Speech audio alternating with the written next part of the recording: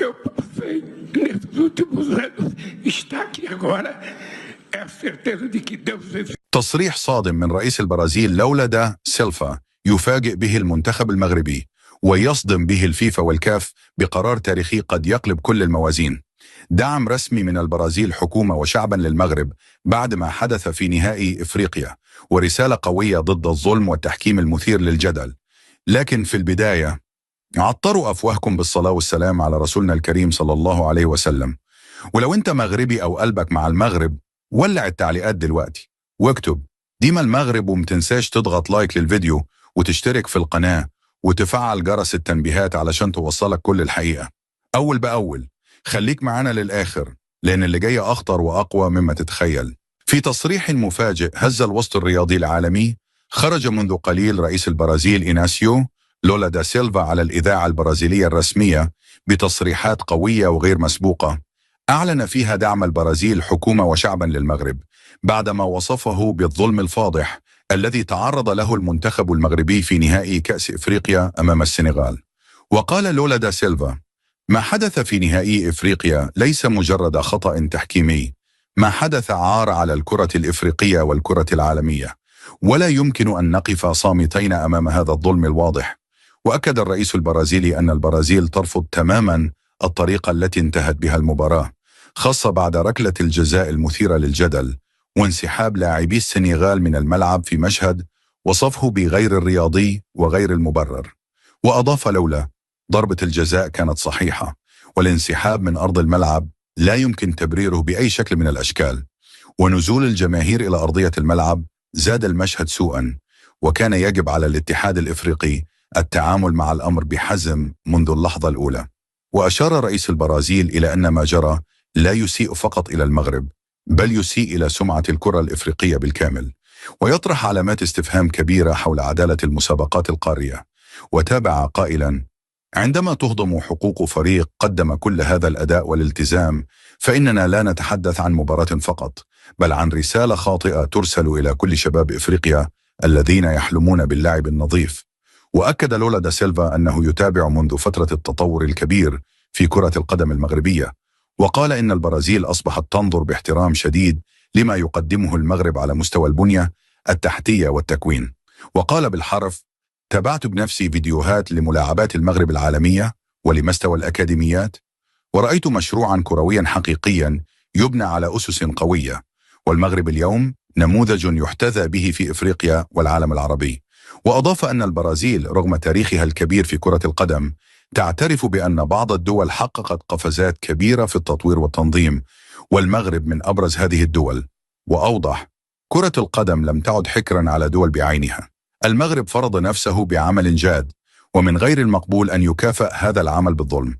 وفي تطور خطير ومفاجئ، كشف الرئيس البرازيلي أنه أصدر تعليمات مباشرة لرئيس الاتحاد البرازيلي لكرة القدم من أجل التحرك رسميا على المستوى الدولي.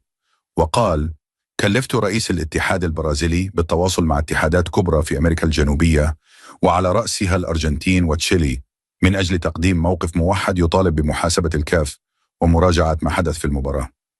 وأكد أن هذا التحرك ليس ضد دولة أو شعب، بل ضد ممارسات وصفها بغير العادلة داخل المنظومة الكروية. وأضاف: لسنا ضد السنغال كشعب أو كفريق، نحن ضد الطريقة التي أديرت بها الأحداث، وضد غياب العدالة، وضد الصمت الذي قد يجعل مثل هذه الوقائع تتكرر. وشدد لولا دا سيلفا على أن الفيفا أيضا يجب أن يكون له دور واضح وصريح في هذه القضية، وليس الاكتفاء بالمراقبة من بعيد.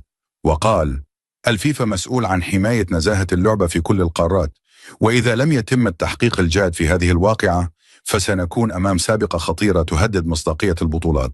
وأكد أن البرازيل لن تقبل بأن تهمش قضية بهذا الحجم، خاصة عندما يكون الطرف المتضرر منتخبا قدم بطولة كبيرة واستحق. وتابع: المغرب لم يخسر في الملعب فقط، بل خسر حقه في مباراة عادلة، وهذا أمر لا يمكن السكوت عنه.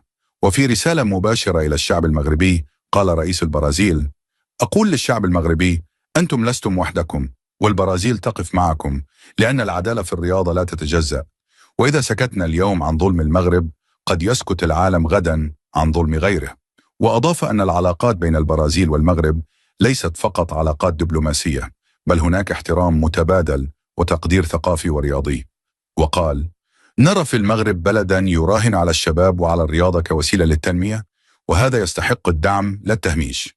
وختم لولا دا سيلفا تصريحاته برسالة قوية للكاف وكل الاتحادات القارية: إما أن نحمي كرة القدم من العبث، أو سنفقد ثقة الشعوب فيها، والكرة بدون جماهيرها وبدون عدلها لا قيمة لها. وأكد أن الأيام القادمة ستشهد تحركات رسمية وضغوطا متزايدة من عدة اتحادات كبرى من أجل إعادة فتح الملف بالكامل ومحاسبة كل من تسبب في تشويه صورة النهائي الإفريقي. في تطور غير مسبوق هز العالم الرياضي، أعلنت المحكمة العليا الأمريكية في بيان عاجل صدور قرار تاريخي بخصوص أحداث نهائي كأس إفريقيا بين المغرب والسنغال. القرار الذي وصفه المراقبون بأنه انتصار للعدالة الرياضية قبل أي شيء آخر.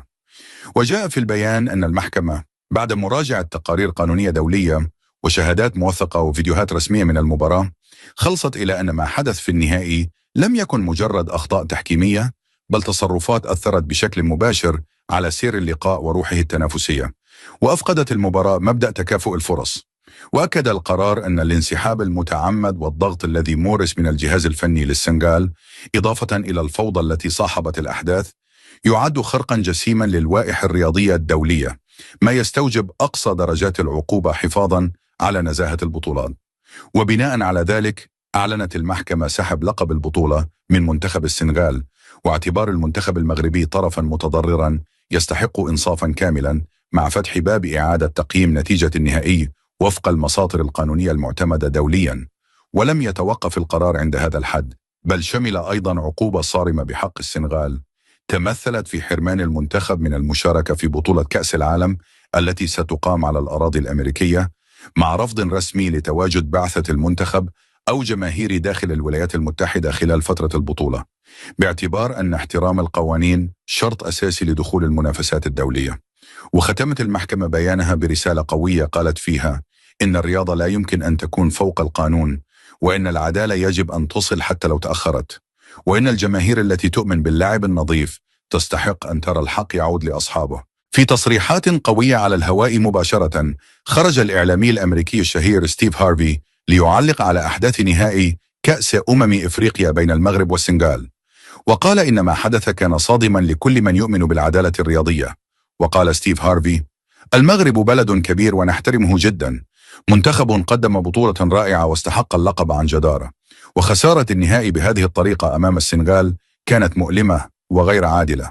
وأضاف: قرار المحكمة العليا الأمريكية باستبعاد منتخب السنغال من كأس العالم على الأراضي الأمريكية هو قرار شجاع، ويبعث برسالة واضحة أن الظلم لا يمكن السكوت عليه، وأن دعم المغرب في هذه القضية هو دعم للعدالة. وأكد هارفي أن المغرب فاز باحترام العالم قبل أي بطولة، وقال: المغرب فاز بالقلوب وبروح القتال، ومن حقه أن يتوج ببطولة إفريقيا. ومن جانبها خرجت الإعلامية الأمريكية الشهيرة أوبرا وينفري بتصريحات داعمة للمغرب، قالت فيها: الشعب المغربي شعب جميل ومحب للحياة، وما تعرض له من ظلم في نهائي إفريقيا أمر مرفوض تماما. وأضافت أوبرا: أنا أؤيد سحب اللقب من السنغال إذا ثبتت المخالفات، لأن العدالة أهم من أي كأس، والمغرب يستحق الإنصاف الكامل.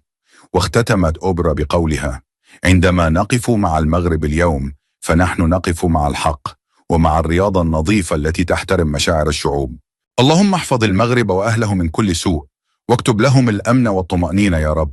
اللهم انصر الحق ورد المظالم لأصحابها، واجعل الفرح قريبا من قلوب المغاربة. اللهم وفق أسود الأطلس في كل مباراة، واكتب لهم النصر والتألق الدائم.